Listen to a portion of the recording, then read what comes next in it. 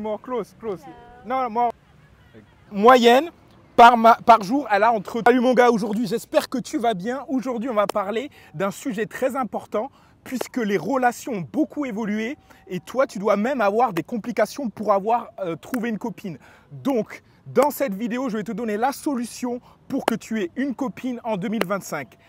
50% des hommes entre 18 et 24 ans n'ont jamais abordé une femme. Dans cette génération entre 18 et 24 ans, dans les dernières années. Si on compare cette stat seulement sur une année, qu'est-ce qu'on a sur une année? Sur une année, ça représente 70% d'hommes. Il y a 50% de ceux qui ont abordé l'ont fait en étant alcoolisés. Être en bar pour s'ambiancer un peu, tu sais ce que c'est. Et c'est là qu'ils sont allés aborder. Moi, je faisais ça, ok, quand j'avais de 16 à 18 ans. Parce que oui, tu as besoin un peu de courage. Mais après ça, franchement, à partir de 18 ans, donc 18 à 25 ans, tu n'as pas besoin d'alcool pour aborder. Moi, je peux aborder n'importe où, n'importe quand. Qu'on me mette au défi, ok? Donc, commençons dans ces 5 dernières années, qui a été les déclencheurs qui ont fait que les hommes et les femmes ont arrêté ou flirtent de moins en moins. Il y a plusieurs causes à ça. La première cause, donc dans ces dernières années, malheureusement, il y a eu des isolements dus à, entre guillemets, virus dont on ne peut pas prononcer le nom. Donc, ça a créé des isolements. Donc, les gens se sont encore plus refermés. Déjà que les réseaux sociaux avaient fermé les gens déjà de base, puisque les réseaux sociaux, à la base, sont là pour nous rassembler, comme vous savez, sont là pour qu'on ne se sente plus seul.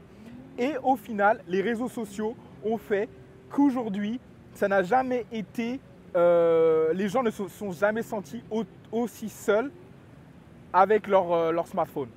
Donc, qu'est-ce que ça a fait pendant que c'est arrivé? Tout simplement que les gens, ils n'avaient pas d'autre occupation. Donc, qu'est-ce qu'ils se sont fait? Ils se sont abonnés à des comptes mimes, à des comptes OnlyFans pour voir des femmes. Ils se sont également mis encore plus dans le gaming. On peut non seulement commander... On peut commander des plats à emporter. En plus de ça, il y a le travail à domicile. Donc en fait, tout ça a renforcé les gens à vouloir le faire le moins d'efforts possible et avoir tout accessible rapidement. Également, le manque, c'est-à-dire de vouloir de la dopamine. La dopamine est accessible partout en un clic. Donc qu'est-ce que ça fait? Si tu as la dopamine en un clic, pourquoi tu vas faire des efforts? L'un des autres problèmes aussi, l'une des conséquences à ça. Il y a eu la montée aussi du féminisme, c'est-à-dire qu'on ne peut plus rien dire. À partir du moment où tu parles d'un sujet, tu es sujet à des critiques, tu es sujet à ce qu'on te tombe dessus dans la prochaine heure où tu as commencé à publier. Donc ça, moi, je n'ai pas peur de ça, donc je m'expose. Mais la plupart des gens ont peur. Donc la peur, l'anxiété, tout ça, le stress, c'est venu... les gens se disent encore plus, imagine, je vais lui parler, elle va dire que je la harcèle et j'ai pas envie que ça m'arrive. Oh, on ne sait pas qu'est-ce qui peut arriver. Mais en fait, il y a une façon de faire. Si tu as fait dans l'art de la maîtrise, normalement, moi, ça ne m'est jamais arrivé. Je ne sais pas à combien d'approches je suis au total, mais je pense être à...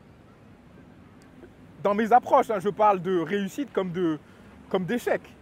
Mais je dois être à 2000, le nombre d'approches, je ne compte pas. Enfin, c'est... Oh, je ne vais pas marquer. Aujourd'hui, j'ai apporté... Non, je ne fais pas ça, désolé. Il faudrait plus de tolérance. Avant, il y avait plus de tolérance. Donc ça aussi, c'est un problème.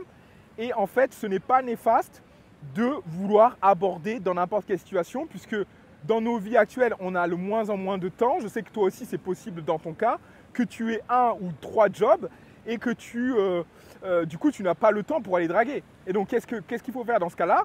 Il faut te créer des opportunités dans ta vie de tous les jours pour aller aborder. Donc ça, c'est quelque chose qui est important. Donc je te montre ça dans la scène qui s'ensuit. Voilà. Également, le côté de dire que ce côté soi-disant mâle, alpha, d'aller aborder, c'est néfaste. Donc c'est totalement faux. Il y a plein de gens qui vont vous dire, entre vous, qui se sont rencontrés parce que le partenaire a eu les corones d'aller faire cet apport, d'aller parler à son partenaire. Sinon, ils ne se seraient jamais rencontrés. Donc il y a ça aussi qui est également, pour résumer, le fait que le taux de testostérone a baissé, notamment à cause des perturbateurs. Hello. What's your name? Carolina. Max. Nice to meet you. Where are you from? Colombia. Oh, How do I do this?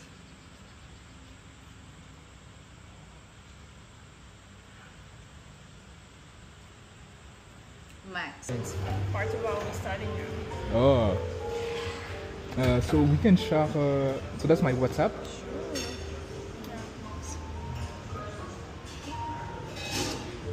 You're a little bit cold. Yeah. To see you again. So. So the road is not too far from here. You closer from here? 7 minutes Okay. away. Okay, nice. So Yeah, you can put your number here. Maybe message me and then I'll let you know my schedule. Okay, Yeah. let's do it. All right. Yeah, Nice to meet you. Bye bye. See you. There in Belgrade, and I was there. So I was there from this race from number 3 ward to number 1. that is crazy. So yeah. That is so crazy. So after I start, I say, what the fuck is this guy? It's like, this was unbelievable. He beat Monfils 2 times in the final. Oh my god. Like 6 low, 6 low, 6-1. He is an incredible player. I don't want to say anything against her, but he's the one who won the most Title Grand right Slams, now. right? Like, It's a bit short notice. Sure. Do you have a WhatsApp? Yeah. Yeah, you can put here. Okay, nice. in Australia, so working, traveling. Yeah, it's time to do something again. Okay. Yeah, sounds good. So what's your? Do you use WhatsApp? Yeah, what's up? Let's do what's up. Endocriniens qui sont présents partout. Tout ça, il y a tous ces paramètres qui font que ça a maximisé et qu'on ne l'a pas vu. En fait, c'est arrivé en traite dans les 10-15 dernières années, malheureusement. Et les femmes sont devenues plus masculines. J'ai les pilules. Donc les pilules ont un impact sur la libido. Les pilules ont un impact sur la libido des femmes. Donc si elles ont un impact, elles ont moins envie d'avoir des ébats avec des hommes, ben elles vont quand tu vas aller les aborder ou quoi, leur souci, c'est pas de rencontrer un homme, c'est pas de s'épanouir. Leur souci, ça va être de rester dans leurs occupations et aller à la gym et de penser que ça leur suffit et qu'elles n'ont pas besoin d'avoir des ébats, pas besoin d'avoir un partenaire pour s'épanouir. Donc ça aussi, ça en fait partie. Hein. Donc pour continuer, comment ça a commencé les rencontres?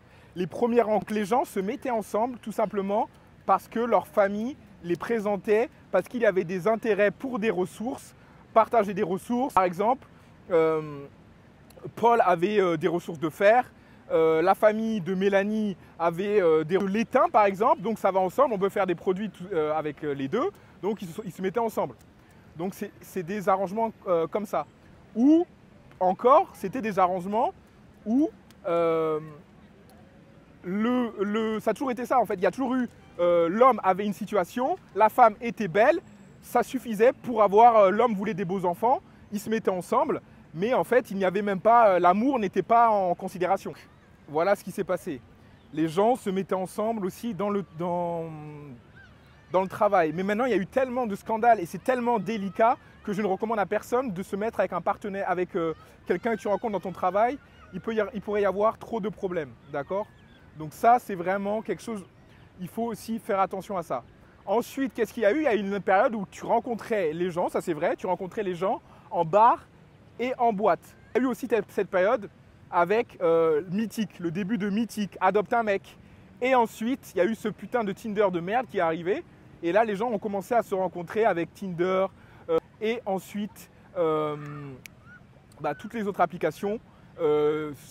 D'ailleurs, ici en Asie, suivant le pays, il y a une application qui est attitrée. Ce n'est pas forcément Tinder. Mais Tinder, on peut se rejoindre. Dans tous les pays où je suis allé, c'est eux qui ont percé le plus, c'est eux qui sont partout. Donc il y a ça.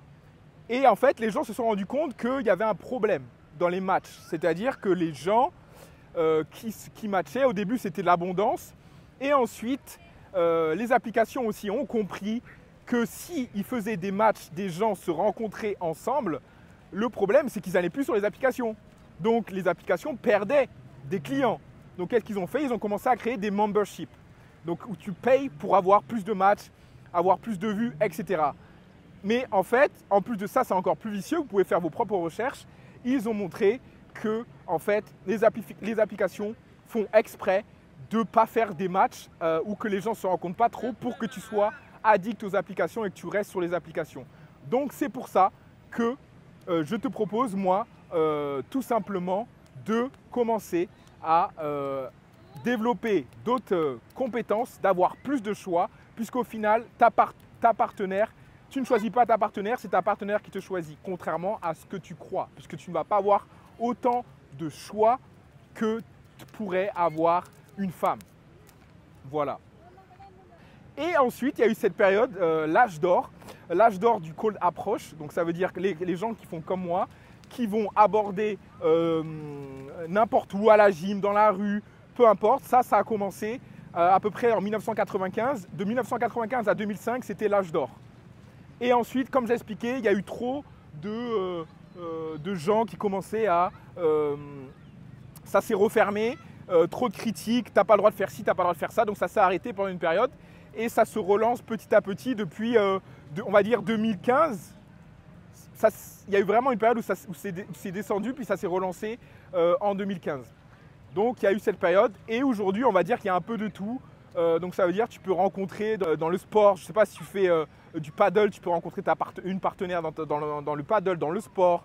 Tu peux rencontrer sur les applications. Nice. Mais tu as beaucoup d'opportunités si tu vis dans une ville. Si tu n'es pas dans un village, tu n'as aucune excuse de ne pas pouvoir franchir le pas et de commencer à vouloir aborder. Aborder ne s'adresse pas seulement aux filles. C'est-à-dire que si tu es dans un milieu social, tu es invité et tu ne sais pas parler à une personne qui est à côté de toi, ou tu es en groupe et que tu dois faire des choses en commun, ou que tu dois, peu importe la situation, nous sommes des hommes. L'homme a besoin d'être entouré, l'homme a besoin d'être en groupe. Ensemble, on va plus loin. Tout seul, on stagne. Donc ça, c'est vraiment important.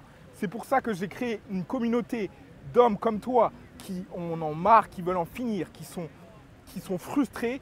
Et la première chose qu'on fait dans notre groupe est de cibler d'où vient ce trauma et essayer de trouver une solution pour que tu sois plus sociable. À partir du moment où on arrive à travailler sur le fait que tu sois plus sociable, tout ira mieux dans ta vie. Donc ce n'est pas seulement améliorer ta vie amoureuse, mais dans ce programme, on améliore également ta vie sociale. Donc c'est un tout. Donc tu es le bienvenu à nous rejoindre. Bien sûr, ça a un coût, puisque si c'était gratuit, tu ne franchirais pas le pas. Le fait de devoir payer un coût, ça t'oblige inconsciemment à aller jusqu'au bout du programme. Dans ce programme, on te suit. C'est comme des examens. Chaque semaine, tu dois faire des reports, tu dois signer, faire des questionnaires. On a des appels ensemble. Donc, ce n'est pas comme si tu étais lâché en liberté, tu étais tout seul. Tu peux poser tes questions n'importe quand et on répond à tes questions. Donc ça, il faut le savoir. Le fait de payer, comme j'expliquais, c'est quelque chose en fait, ça te force à passer toi-même à l'action. Donc ceux qui me disent oui, il n'y a pas d'hypergaming, je dis vas-y, sors, dégage, c'est bon, tu peux te désabonner si tu veux. C'est pour moi à partir de 2015, puisque Tinder est arrivé en 2010. Donc à partir de... Les femmes, elles ont vu qu'elles avaient le choix à peu près, le temps que ça se concrétise, que tout le monde utilise l'application, qu'elles se parlent entre elles, etc. Le désastre a commencé en 2015. Pour moi, c'était une autre façon déjà de commencer à dater en 2015. Donc, pour vous dire les stats, une femme qui est passable par jour, à votre avis, combien de matchs elle a? Attention, suspense, suspense. Donc, une femme qui est moyenne, par jour, elle a entre 30 et 100 matchs. Une femme qui est passable, elle a entre 30 et 100 matchs. Un mec qui est moyen, entre 0 et 5 matchs par jour. Là, déjà, ça vous permet de comprendre cette inégalité. À partir du moment où elles ont compris ça, pourquoi, quand elles peuvent avoir des matchs en claquant des doigts, tu crois vraiment qu'elles ne choisissent pas leur partenaire? Bien sûr qu'elles choisissent leur partenaire. Donc, à partir de ce moment-là, les femmes ont commencé à se dire Oh, lui, il me propose quoi? Lui, il a telle situation, telle situation. Oh non, bon, bah, je vais prendre ce gars-là. Non, lui, là, si, là, ça, il a une voiture, il n'a pas de voiture. Ah, lui, il a une voiture. Ok, je vais avec lui avec la voiture. Donc, à partir du moment, c'est ce qu'on appelle l'hypergamie. Choisir le meilleur partenaire. Il y a des hommes que tu vois qui sont charismatiques, qui ont un bon physique et qui sont avec, excuse-moi du terme, mais des laidrons. Donc, dans ce cas-là, tu sais qu'en fait, c'est parce qu'ils ne savent pas le pouvoir qu'ils ont et les femmes qu'ils pourraient avoir. Donc, ils se contentent de ce qu'ils ont. Et la plupart du temps, parce que je les ai eus en client, ils n'ont pas conscience de ce pouvoir. Ils préfèrent rester par défaut avec une femme qu'ils ont trouvée sur les applications, qu'ils les a choisies et qui est moyenne. Et chez les femmes, c'est le contraire. Tu vois une femme très belle avec un mec qui est complètement moche, avec un gros bide, dégueulasse, qui n'a pas de cheveux, qui est vieux. Tout ça, tu le vois tout simplement. Tout ça, tu le vois tout simplement parce que en fait, bah, les hommes, ils lâchent de l'argent. Donc 90% quand tu vois une femme belle avec un homme moche, elle est avec lui parce qu'il a de la thune, tout simplement. Donc, et ça, je l'ai vu quand j'étais dans les villes. Bah, bien sûr, je suis à la base de Paris. J'ai vécu donc Paris, par exemple Toulouse, Bordeaux. Ça, c'est les villes en France qu'on peut citer, même Lyon. Et également, après, c'est encore pire. Là, ça va. Nous, on se parle quand même un petit peu en province, un peu plus qu'à Paris. Mais le pire du pire, c'était les villes anglo-saxonnes. Tu vas à Sydney, Toronto, Montréal, Vancouver, Chicago, Los Angeles, les gens ne se parlent pas, ils ne savent pas, ils ne parlent pas à un étranger. Ils n'ouvrent pas leur. Pour eux, un étranger, danger. Aussi à cause des médias. Quand tu regardes trop les médias, tu penses que le danger, il est partout. Je suis désolé, si tu as un bon sens et que tu sais trier les personnes, tu peux rencontrer des bonnes personnes.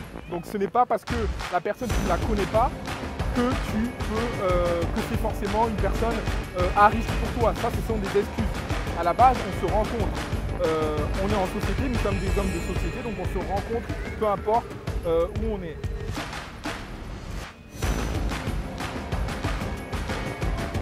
Donc maintenant, c'est à toi de faire le choix. Est-ce que tu préfères rester tout seul dans ta chambre, à faire pitié, à regarder, à être sur OnlyFans, à cliquer comme un abruti, ou à passer à l'action, à développer des nouvelles connaissances, à faire partie de notre groupe ici. On est ensemble, on t'accompagne pas à pas, et en fait, tu ne seras jamais seul. Donc également, même si nous on veut qu'il n'y a que des gagnants dans ce groupe, c'est-à-dire que si tu fais partie de ce groupe et que tu n'appliques pas, parce qu'on veut que tu réussisses vraiment, donc si tu n'appliques pas à pas les conseils ou que tu ne montes pas des questions et qu'on te voit pendant un mois, bah tu dégages en fait, on te vire du groupe tout simplement, qu'on veut des gens qui passent à l'action ici.